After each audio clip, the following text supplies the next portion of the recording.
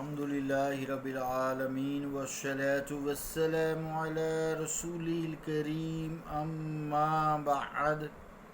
فأعوذ بالله من الشيطان الرجيم بسم الله الرحمن الرحيم عالم الغيب فلا يظهر على غيبه أحدا إلا من ارتضى من رسول فإنه يسلك من بين يديه ومن خلفه رصدا ليعلم أن قد أبلغوا رسالات ربهم وأحاط بما لديهم وَأَحْصَى كُلَّ شَيْءٍ عَدَدًا صدق اللہ العظیم۔ واجب الاحترام سامعین، السلام علیکم ورحمۃ اللہ وبرکاتہ۔ سورہ الجن کی آخری 3 آیات تلاوت کرنے کی سعادت حاصل کی ہے۔ ان آیات کا ترجمہ یوں ہے: اللہ تعالیٰ غیب کو جاننے والا ہے، پس وہ آگاہ نہیں کرتا اپنے غیب پر کسی کو بجز اس کے جس کو اس نے پسند فرما لیا ہو۔ غیب کی تعلیم کے لیے تو مقرر کر دیتا ہے اس رسول کے آگے اور اس کے پیچھے محافظ، تاکہ وہ دیکھ لے کہ انہوں نے اپنے رب کے پیغامات پہنچا دیے ہیں۔ در حقیقت پہلے ہی اللہ تعالیٰ ان کے حالات کا احاطہ کیے ہوئے ہے اور ہر چیز کا اس نے شمار کر رکھا ہے۔ اللہ کا قول سچا ہے جو بڑی ہی عظمت والا ہے۔ عزیزان گرامی قدر، اس سے پہلے آیت 25 نمبر میں درایت یعنی علم کی بات ہوئی، جو اللہ تعالیٰ سکھاتا ہے، انسان خود اپنے فہم سے، عقل و شعور سے علم سے حاصل نہیں کر سکتا۔ پھر غیب پر بات ہوئی کہ جو علوم غیبیہ ہیں وہ سب اللہ تعالیٰ کے ہیں، صرف اور صرف وہ انبیاء اور رسولوں کو دیتا ہے بذریعہ وحی۔ اب تھوڑی سی اس کلپ میں اور گفتگو آگے چلاتے ہیں، جس میں علامہ زمخشری رحمۃ اللہ علیہ معتزلی ہیں، وہ اپنے عقیدہ اعتزال کے مطابق اس آیت سے اولیاء کرام کی کرامات کی نفی کرتے ہیں۔ تھوڑی سی ڈیٹیل میں بحث ہے، اس میں کوئی ایسی جھگڑا کی بات نہیں ہے کہ کسی پہ کفر کے فتوے لگائے جائیں، لیکن عزیزان گرامی قدر علامہ زمخشری نے بھی علم غیب کا انکار نہیں کیا، وہ علم غیب کا انکار نہیں کرتے۔ تھوڑی سی ڈیٹیل میں آ کے تھوڑا سا اختلاف کرتے ہیں، وہ ان کا حق ہے۔ علماء خیر میں سے جو وہ لکھتے ہیں کہ آیت میں ہے کہ اللہ تعالیٰ صرف اپنے رسولوں کو غیب پر آگاہ کرتا ہے، کلیئر بات ہے، اللہ مان تضام رسول، اس لحاظ سے ٹھیک کہتے ہیں۔ تو وہ فرماتے ہیں کہ اولیاء کرام خواہ وہ کتنا ہی مرتبہ ارتضاء یعنی چنیدہ ہوں، اس پر فائز ہو جائے، اعلیٰ درجات پر فائز اللہ تعالیٰ انہیں کر دے، بہرحال وہ رسول نہیں ہے۔ یقیناً یہی ہمارا عقیدہ ختم نبوت ہے، یقیناً وہ رسول نہیں ہے، تو وہ کہتے ہیں وہ رسول نہیں ہے۔ تو آیت کے مطابق وہ فرماتے ہیں کہ انہیں غیب کا علم نہیں ہو سکتا۔ یہ یہاں سے انہوں نے یہ بات چھیڑی، پھر بحثیں چھڑ جاتی ہیں نا، تو اس کا جو علماء خیر ہیں، دوسرے علماء خیر ہیں، اس کا آسان اور واضح جواب تو یہ دیتے ہیں کہ اولیاء کرام کے سارے علوم جو ہیں بارگاہ مصطفیٰ علیہ الصلوۃ والسلام کا عطیہ ہوتے ہیں، یعنی ان کو ڈائریکٹ تو نہیں عطا کیا جاتا نا، یہ تو بات درست ہے۔ رسول کریم صلی اللہ تعالیٰ علیہ وآلہ وسلم کو جو قرآن کریم نے بھی، اس آیت میں بھی اللہ تعالیٰ نے وضاحت کیا کہ اللہ ما ارتضیٰ من رسول، سوائے اس کے کہ میں جن رسولوں کو پسند کر لیتا ہوں اسے علم غیب دیتا ہوں بذریعہ وحی۔ تو یہ اسی علم یعنی بحر علم جسے کہہ لیں، اس کے چند قطرے ہیں جو مصطفیٰ کریم علیہ الصلوۃ والسلام کے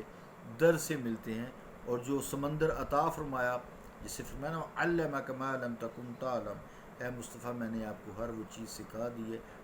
جو آپ نہیں جانتے تھے، یعنی بذریعہ وہی ہوئی نا۔ وکان فضل اللہ علیہ کا عظیم، اور آپ ہی اللہ تعالیٰ کا فضل عظیم ہے۔ تو اس فضل عظیم میں سے وہ جسے رسول کریم صلی اللہ علیہ وآلہ وسلم پھر آگے پسند کر لے، جس پہ جو زیادہ اطاعت کرے گا نا، متقی ہوگا، واطیع اللہ واطیع رسول میں آئے گا نا، وہ رسول کریم صلی اللہ علیہ وسلم کا غلام ہوگا، پکا سچا ہوگا، تو اس کو انہیں اولیاء کہتے ہیں نا، انہیں لا خوف علیہم ولا هم یحزنون کے زمرے میں آتے ہیں، قرآن نے بھی کہا ہے۔ تو وہ آپ صلی اللہ علیہ وسلم ان کو بتا دیتے ہیں،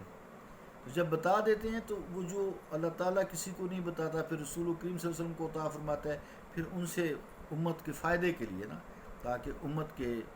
ایمان میں ایقان میں پختگی آ جائے اور وسوسات جو دل کے ہوتے ہیں چھٹ جائیں، تو رسول کریم صلی اللہ علیہ وسلم اپنے پیاروں کو بتا دیتے ہیں جو ان کے پیارے ہوتے ہیں، تو براہ راست تو پھر ان کے پہ وہی جلی نہیں ہوئی نا، یہ بات درست ہو گئی، تو براہ راست ان پہ وہی انڈائریکٹ رسول کریم صلی اللہ علیہ وآلہ وسلم جو ہے وہ آگاہ کرتے ہیں، تو اگر براہ راست کو کہے تو وہ غلط بات ہے۔ یہاں پہ آ کے علامہ زمخشری ٹھیک کہہ رہے ہیں بھی ٹھیک ہے، ڈائریکٹ ان پہ وہی نہیں ہوتی، لیکن چونکہ انہوں نے سرے سے جب انکار کیا ہے تو پھر علماء خیر نے یہ کہا ہے کہ رسول کریم صلی اللہ علیہ وآلہ وسلم اولیاء کرام کو یہ چیزیں بتاتے ہیں، سکھا دیتے ہیں، انڈائریکٹلی جو ہے وہ ان کو پتہ لگتا ہے، ڈائریکٹ نہیں پتہ لگتا جیسا کہ رسولوں کو لگتا ہے۔ تو علامہ پانی پتی رحمۃ اللہ علیہ فرماتے ہیں کہ انبیاء اور رسل کا علم قطعی اور یقینی ہوا کرتا ہے، قطعی اور یقینی، کیونکہ وہی ہے اللہ تعالیٰ کی ڈائریکٹ وہی، بیچ میں فرشتہ ہے، تو اس میں شک و شبہ کی کوئی گنجائش نہیں ہوتی۔ لیکن جو اولیاء کا علم ہوتا ہے انبیاء کی طرح قطعی اور یقینی نہیں ہوتا، بعض کا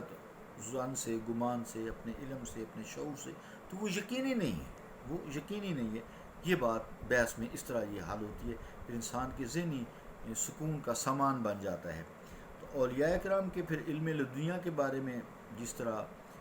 علامہ پانی پتی رحمۃ اللہ علیہ نے، ثناء اللہ پانی پتی رحمۃ اللہ نے قلم اٹھایا ہے، یہ آپ ہی کا حصہ ہے۔ اگر کوئی اہل ذوق ہے تو آپ کی جو تفسیر ہے تفسیر مظہری، تو اس پر مطالعہ کر سکتا ہے، بل ہے تو کام آسان ہی ہے، بل پھر بھی جو شوق رکھتا ہے، ذوق رکھتا ہے، وہ اس کا مطالعہ کرے، ضرور مزہ آئے گا اس کو۔ عزیزان گرامی قدر، بعض حضرات نے یہ رائے ظاہر کیا کہ جو علوم غیبیہ سے اللہ تعالیٰ نے اپنے رسول صلی اللہ علیہ وسلم کو آگاہ کیا ہے وہ فقط علوم شرعیہ ہے، وہ اس طرح کے رسول کریم صلی اللہ علیہ وآلہ وسلم سے علوم تکوینیہ کی نفی کرنا چاہتے ہیں، تو وہ فرماتے ہیں کہ میری گزارش ان سے یہ ہے کہ ان حضرات نے علامہ کا آدم الاسماء کلہا کا ارشاد الہی نہیں پڑھا نا، کہ اللہ تعالیٰ نے آدم علیہ السلام کو سب اسماء سکھا دیے۔ جب حضرت آدم علیہ السلام کی یہ شان ہے وَعَلَّمَ آدم الاسماء کلہا، یہاں کلہا جو ہے نا، یہ بڑے کمال کا لفظ اللہ تعالیٰ نے اپنے قرآن کریم میں لگایا نا، اپنے کلام میں یہ لگایا کلہا، بھی کلہا سے تو بار چیز ہی کوئی نہیں پھر آتی، جب کلہا جو آ گیا جز تو نہیں کہا نا۔ تو حضرت آدم علیہ السلام کی یہ شے ہے کہ زمین میں اللہ تعالیٰ کے جو خلیفہ ہیں، پہلے آدم علیہ السلام ان کو ہر چیز سکھا دی ہے، اسماء سکھا دی ہے، تو جو زمین میں خلیفہ ہیں، جو پوری زمین کے خلیفہ ہیں، وہ ایک امت کے لیے ہیں، تو پوری زمین کے جو سید عالم مصطفیٰ علیہ السلام ہیں، اللہ تعالیٰ کے خلیفہ ہیں، تو سید عالم صلی اللہ علیہ وسلم جو رحمت للعالمین ہے اور سارے جہانوں میں اللہ تعالیٰ کے خلیفہ اعظم ہیں، خلیفہ اعظم ہیں، خلیفہ کبیر ہیں، اور وہ خلیفہ صغیر ہیں، تو ان کے علوم معارف کا کوئی اندازہ لگا سکتا ہے، ادھر کلہ ہے اور ادھر پھر کیا اندازہ لگائے گا اللہ تعالیٰ۔ وَعَلَّمَكَ مَا لَمْ تَكُنْ تَعْلَمْ، اے مصطفیٰ میں نے آپ کو ہر چیز وہ سکھا دی ہے جو آپ نہیں جانتے تھے۔ ادھر کیا ہے وَعَلَّمَ آدَمَ الْأَسْمَاءَ كُلَّهَا، تو یہ تھوڑا سا انسان سوچ رہے ہیں تو پھر آسانی رہتی ہے۔ اس لیے عزیزان گرامی قدر، سلامتی یہ کہ ایسی بحثوں میں انسان پہلی بات تو یہ پڑھے ہی نہ، ہاں اگر اس کے پاس علم ہے اور اتنا علم ہے کہ خام خواہ دوسروں پہ کفر کے فتوے نہ لگائے، تو گفتگو کرے، مزہ آتا ہے، ڈسکشن میں مزہ آتا ہے۔ تو ہماری سلامتی اسی میں ہے کہ ہم آیات کو وہ معانی یا مطالب نہ پہنائیں جن کو ان کے کلمات خود قبول نہیں کرتے، اور سیدھی اور صاف بات جو قرآن کریم نے فرمائی ہے اس کو صدق دل سے تسلیم کر لیں کہ اللہ تعالیٰ ہی تمام غیبوں کا جاننے والا ہے، اور اپنے ان علوم غیبیہ پر کسی کو آگاہ نہیں کرتا، بجوز اپنے رسولوں کے جتنا چاہتا ہے انہیں عطا کر دیتا ہے، علوم غیبیہ عطا فرماتا ہے، پھر آگے رسول جس کو چاہتے ہیں اتنا دے دیتے ہیں علم۔ اب یہ جتنا کتنا ہے اللہ ہی بہتر جانے، اللہ اکبر وہ تو سب سے اکبر ہے نا، تو اکبر ہی کام کرے گا نا. تو اس کو اللہ تعالیٰ جس نے جتنا دیا، جس رسول کا دیا، جس نے لیا، وہ بہتر جانتے ہیں. جنہوں نے اللہ نے دیا ہے انہوں نے لیا ہے، جن نے لیا ہے وہ بہتر جانتے ہیں کتنا انہوں نے لیا، اللہ تعالیٰ نے عطا کیا ہے. تو یہ حد بندیاں، اختراع بندیاں، یہ بحث و باسیں ہمارے لیے اچھے نہیں ہیں. تو حضور کریم صلی اللہ تعالیٰ علیہ وسلم کے علم کی بے کرانیوں کا کچھ اندازہ احادیث مبارکہ سے ہو ہی جاتا ہے، جن سے کتب احادیث بھری پڑی ہیں. بے شمار میں آپ ضیاء القرآن جو ہے یہ تفسیر سے میں آپ کو کرتا ہوں، اس کی آیت نمبر جو رسول عمران کے 179 میں دیکھیں، سورہ نمل کی آیت نمبر 65 کا حاشیہ دیکھیں، مقامات بے شمار ہیں جس پہ اللہ تعالیٰ نے اپنی کرم نوازیاں رسولوں پہ کی، خصوصی طور پر مصطفیٰ کریم علیہ الصلوۃ والسلام کا جو مہربانیاں کی ہیں، عطائیں کی ہیں، نوازشات کی ہیں. آپ سے جو اپنے محبوب جو ہیں اللہ تعالیٰ کے رسول کریم صلی اللہ علیہ وسلم آپ سے محبت کا کلام جو نازل کیا ان کے قلب عطر پر. بہرحال ان بحثوں میں زیادہ نہیں پڑھا، اگر علم ہے تو انسان کر سکتا ہے، بشرطے کہ دوسروں پہ کفر کے فتوے نہ ٹھوکنے شروع کر دے. ذرا سی مرضی کے خلاف بات ہوئی تو کہا دی یہ تو ہے ہی کافر، اچھی بات نہیں ہے.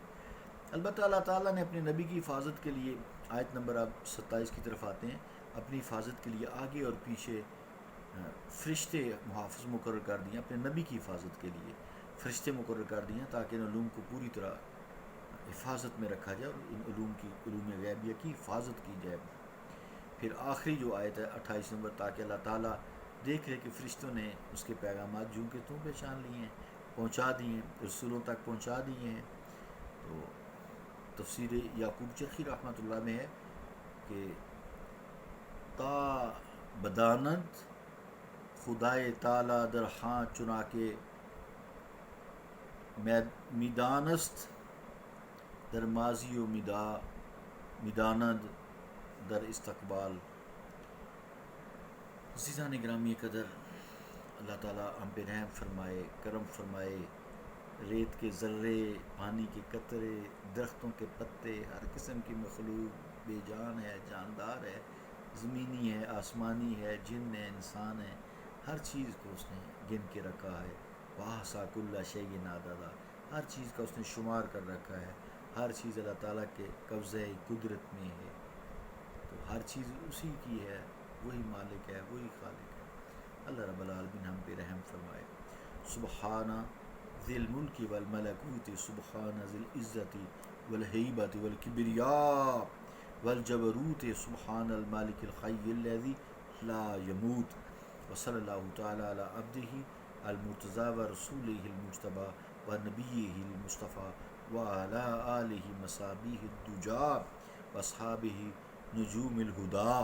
وبارک وسلم. ربنا تقبل منا انک انت السمیع العلیم وتب علینا انک انت التواب الرحیم.